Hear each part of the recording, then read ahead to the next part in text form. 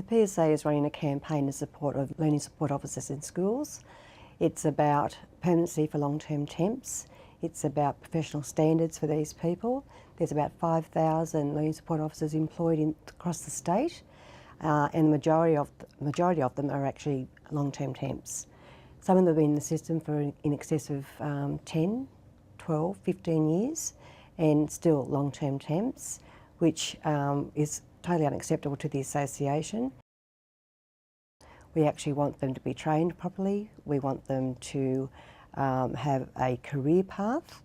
We also want them to be able to know from one term to the next how many hours of work they'll get.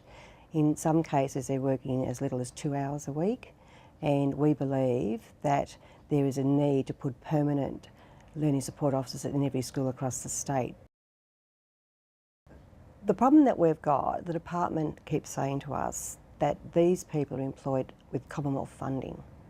Now, and that's true, but we say that funding is ongoing, so there is no need to actually say that we can't make them permanent, because those people, if they've been in the system for 20 years, they're obviously, under that funding, under Commonwealth funding, there is an opportunity to make them permanent.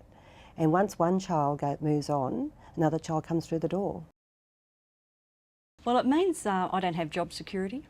From year to year, the amount of kids that we have, the funding that's involved. You know, I think over the 10 years I've got a lot of experience that's not taken into consideration at all.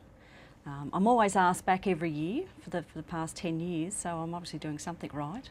And I've got a good rapport with the kids, but it's just the job security, just knowing that I've got all this experience and at the end of the year I could be let go and have to go and find another job somewhere and start again somewhere else, and other schools don't know who I am and what I'm capable of doing.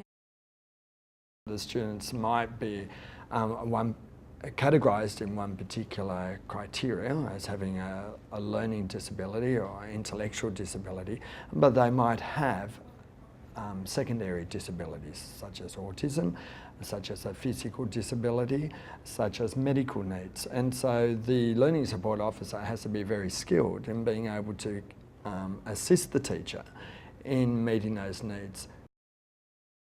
All of us teachers' aides, we actually do a really good job. There'd be a lot of kids in schools now who would not just walk away. They would walk away from school if there wasn't, not just me, but all the other teachers' aides out there. These kids, they do have mental health issues.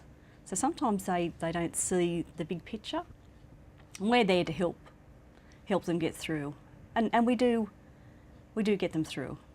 It's a team effort between the teacher and the learning support officer in working for and working with the children. So we basically have to work together and very, very closely to cater for the needs of the student.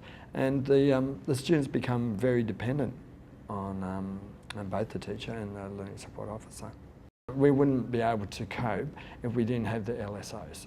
And within mainstream schools, within support classes, within special schools. So we say enough's enough. There's a lot of goodwill that these people give to these students because of the nature of the student and the need of care that they need. And we feel that the department's taken advantage of these people, and it has to stop.